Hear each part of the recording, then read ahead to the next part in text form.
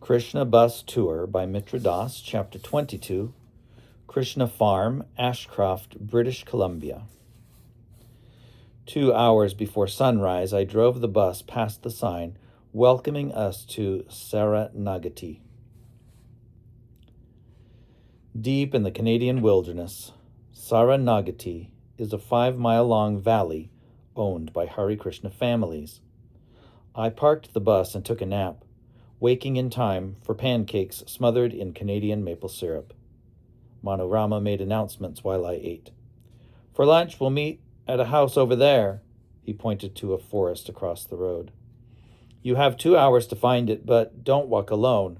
There are a lot of bears." I walked down the gravel road with my prayer beads.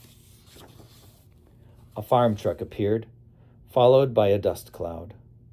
The driver was happy to see a visitor. We talked about crops as I peeled the orange I had saved from breakfast. He pointed. "Saranagati extends as far as you see up this valley. Several families pitched in to buy it many years ago." I looked for a polite place to throw the orange peel. "I'll take it," the driver said. He put the peel in a plastic bag and zipped it shut. "A bear will smell that for miles and come looking." In the distance, something moved toward us. "It's one of the girls," the farmer said. "She's really going fast." "It's an electric booster on her bike." "To outrun bears?" The girl stopped at the truck, breathing hard. "Where are they?" She looked about 13. "Where is everyone?" "Up that way," I pointed. "The house on the right." "The community house?"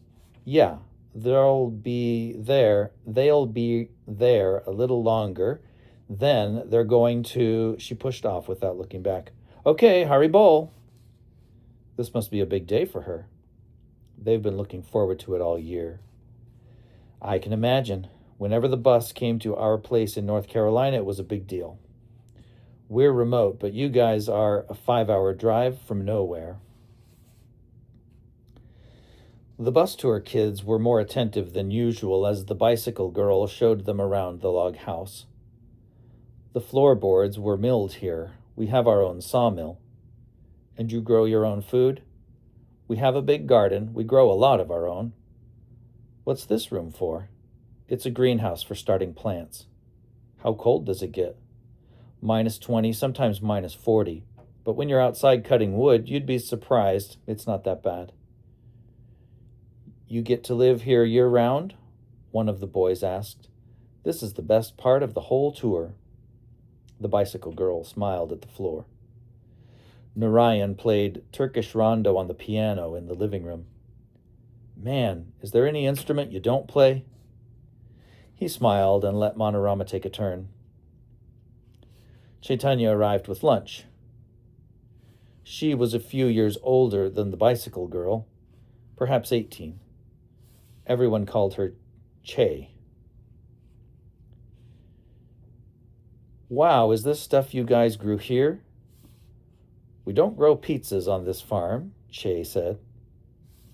Nitya Leela helped organize the serving table, and the rest of us lined up. "Why is this so good?" "It was cooked in a wood-fired clay oven." "And this salad, it's the best." A dark form moved on the fence around the garden. "What is that?" "Oh my God, it's a bear, right over there, a bear." The bear pulled branches from a tree and ate the leaves, paying no attention to the kids who set their pizzas down to get their cameras. "Aw, he's so cute." We were close enough to see insects flying around the bear's head. Kids stepped off the porch for a better look. Guys," Manorama said, "take a hint from the locals. Notice they're all on the porch." They glanced at the porch and back to the bear. "But he's so cute." "Yes, but you won't look cute if you get in his way. We'll have to mail you back to your mothers in tiny plastic bags."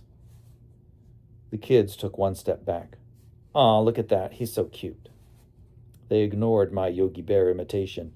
"Hey, boo-boo, what do you got in that picnic basket, boo-boo?" I asked Che, "What do you do when a bear gets in your garden?" "I chase them out. You have to. Here, take some more pizza." I took some. I don't argue with girls who chase bears. There's a picture of the pizza line.